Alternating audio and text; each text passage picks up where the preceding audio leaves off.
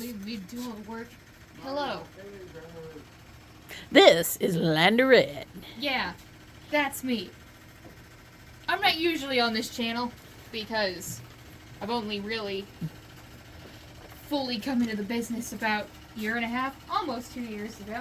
But we decided we should make another video for this channel because Been a while. we've mostly been focusing on Facebook just because the live feature is usually what we go to and that's where most of our users are.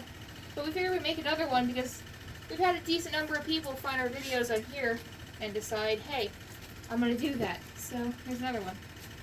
So, Lander has been working here with us. I've been working. Well, you grew up with us, duh. I've been in the with the business since I was like 12.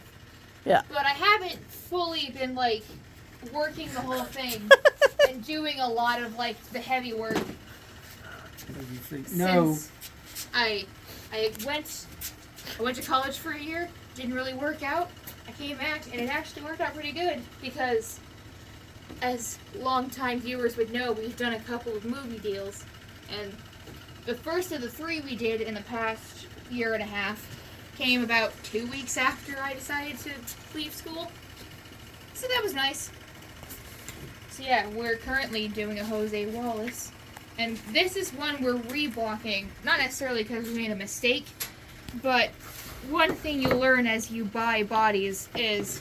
Well, we buy them in bulk. We buy them in bulk, and they can come in various quality. And there are some we call rags, and whether because they're super thin, or they're not as densely felted, something about them, they won't hold stiffener, and they won't work with you. And that just ended up happening for this customer's order. So they got a new, it gets redone. Uh-huh. So yes, we do. There's sometimes we're like, nope, this isn't good enough. Mm-hmm.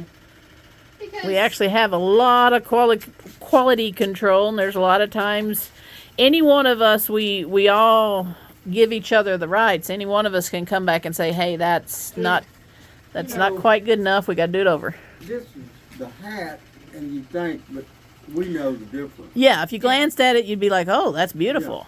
or it's but- fine, like you can work with that. But Yeah. as you do it, And the you'll point learn- is, if we kept stiffening it, it would end up being like a board, and we No, can't we stand won't. that. Yeah. And so we want it to hold its stiffener, but to also hold some flexibility. And it would also take so much that we would just be wasting it at that point. Yeah. Because sometimes they just need extra, but there's a point, and you'll figure it out if you are using this to learn. You'll learn as you go on how to, like, tell. There's the immediate there's the immediate characteristics you can feel when you pick it up of, like, how thick it is. Or maybe it's, like, you can feel if it's a little denser by how, like, much it's malleable when you pick it up. But you'll learn as you work with it to be like, oh, this is going to be a rag. Because usually you can tell if it's one of that one of those types, when you go to block it and it comes out of the hot water and it's immediately just soft and like stretches so much, which not always a bad thing. Sometimes if it's a larger hat, that can work out really good. Mm-hmm. So, for example, if you were making just a costume hat, that would be wonderful. Yeah, like one that maybe is not going to get a ton of wear. It's just kind of for a costume or a single event or every now and then it's not a problem. Uh-huh. But most of our clientele uses them as like actual working hats. And as we say, our hats are built to work and play just as hard as you do. Yeah. So for those ones, you really do need a thicker body. Yeah. And Speaking of also- which, darling, Yeah. would you go and bring one of the very worn hats just so we can show this for our YouTube channel? The hat from Pinky Over or there. Doug, It's over the there old worn hat. behind Oh, Jerry's okay, hat. yeah. So, folks, we're going to kind of double dose here on you. We're going to show you what a very, very worn hat looks like. One. And This one got hard wear. It's actually only 10 years old, but it got a lot of good hard wear. And that's what we love. We're not complaining about this. We love this. Oh yeah. this is also They've seen the other one a while ago. Well, yeah, but that was not on this. That was on the lives. We're doing Okay. this for and YouTube. This is a good thing because I brought this up when we showed on the live. There's a lot more from what I've seen of hat makers, they're going for a distressed look. But they're doing more of a... This is a new one right here. I'm sorry, Marty. This is half of the same person. Biggest brim we've probably ever made. I know it's enticing, but please don't ask us to make this again, because it probably won't happen. That's a very special. You have to have a We very didn't special think this was history gonna with happen. Grizz to get And, that. April Fool's, we're gonna go with it. It's back to the side. Oh yeah. As I was saying, this is a good lesson, because they're moving more towards distressing, but they're doing more of a random, like some of them will use flames or gunpowder to do a quick flash. And there's Okay. nothing wrong with that. It does look cool. Okay, pause. Yeah. Okay, one is the standard pinky hat, and one is the short pinky. It was the April Fool's joke we did when April we Fool's. blocked his. But as I was saying, if there's nothing wrong with random distressing if that's the look you're going for. But if you're trying to do more of a historical look of something that would be like natural, Naturally wear and tear, naturally worn. it's important to think about, like, if it's for a character, where are they wearing it? What are they doing? And, like, where do they grab it? Because you can see here, this is the front of the hat, and this is where it gets grabbed to be taken off more. So it's very folded over. You look under, and there's more color where it's hidden. And obviously, there's, like, distressing all over, but parts that are touched more are more worn down. Then Like where obviously- the stampede string ran around, it's darker Yeah. there. So And then, like, back here, if he was wearing it in his car, or probably where he's sitting, you can see where it sits against something. And that's more folded. And then inside, there's more distressing where it, like, touches... That's where their ears would be sitting. And that's, like, the back of their neck. Not gross, it's just, if you have a hat for so many years, and you wear it often, this is what it's going to look like. it is gonna happen. Because we are just... And actually, spoiled when creatures. you glance at that hat, you think, oh, it's brown and it's it's old. It was black at one point. It was black at one point. That's what sun bleaching does to a hat, Which and a lot I of actually dust. think that could be a fun idea if you're gonna be more into a creative design than going for historical looks. Bleach tie-dyeing is very in right now, and it would be a very cool look to do on a black hat. 'Cause Uh-huh. it not just lifts, sometimes it lifts straight orange, but other times you can get like hints of purple. Since black is like That every color- actually, that actually is Patsy's gripe. Right. She wants a brown hat that won't fade pink. Well, I don't think color theory's on your side there. Shucks, Patsy. Yeah. Anyway, so yeah. If you're going for a natural distressing, it's just important to think, like, where are they going to grab? Because that's actually where most hat shapes come from, was just how they would grab their hats to, like, hold them. Yes, like the Gus crease is where they would grab the crown. And the same thing, fedora pinch is where they grab the crown. Yeah. He put everything away, now I can't find it.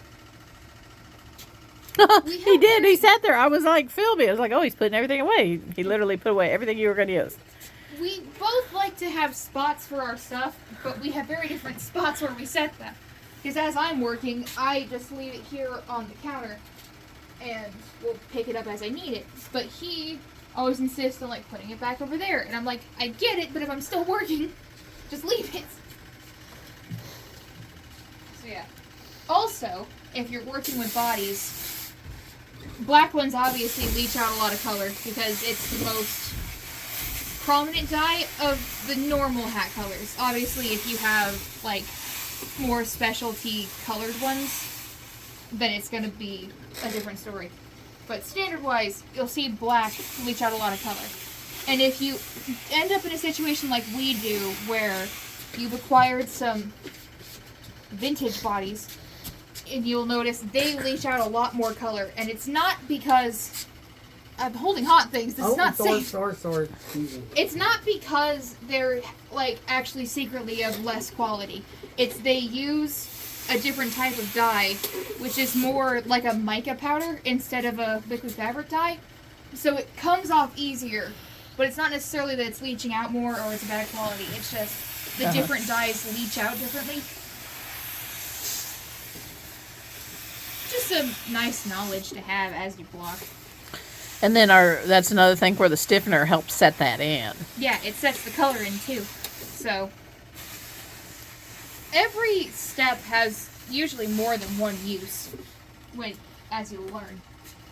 Also, just because I've seen that we've gotten comments of this nature from people in the past, of like, they'll see that ours aren't sanded down, so they have more of a like nappier finish.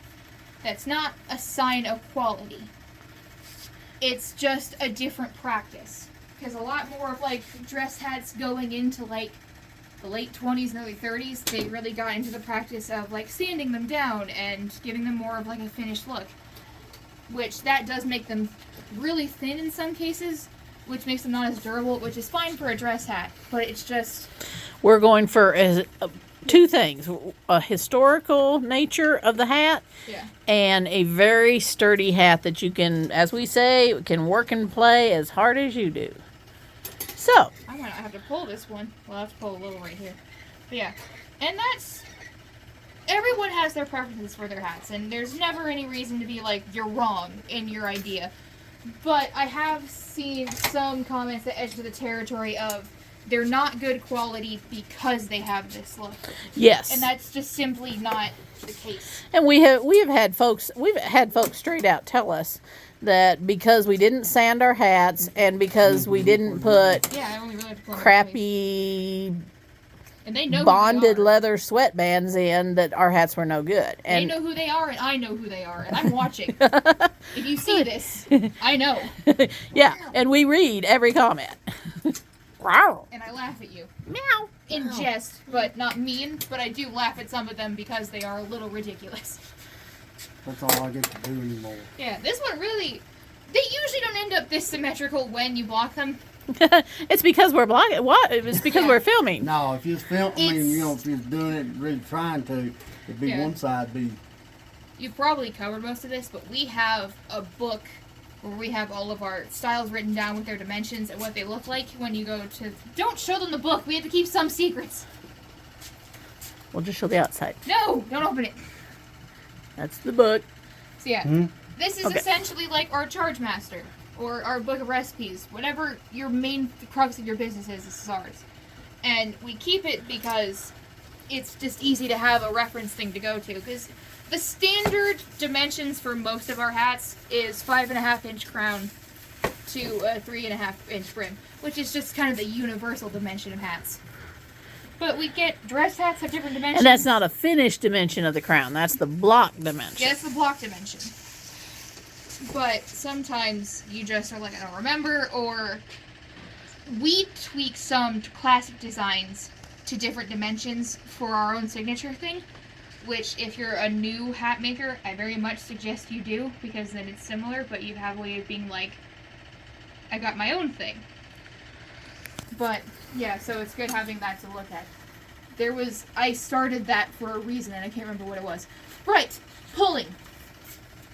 You have a standard brim width you need to match, and you usually need to pull it about 1/2 inch bigger than what you're going to cut it at, just to make sure you have plenty of room. So we keep rulers everywhere. We make sure and go around. It doesn't have to be totally even all the way around, but you have to make sure. And why do you want it wider than where you're cutting it? When you go around to trim the hats, there's a lot of tiny things in like the way you hold your hand, how the other hand's holding the brim, that can change how it sits going around. So having that extra 1/2 inch gives you wiggle room. That way, if something happens, you can trim where there may have been a mistake. Or it just sits better. Is it firmer? Is it like a little firmer felt that far in, usually? It is a little firmer.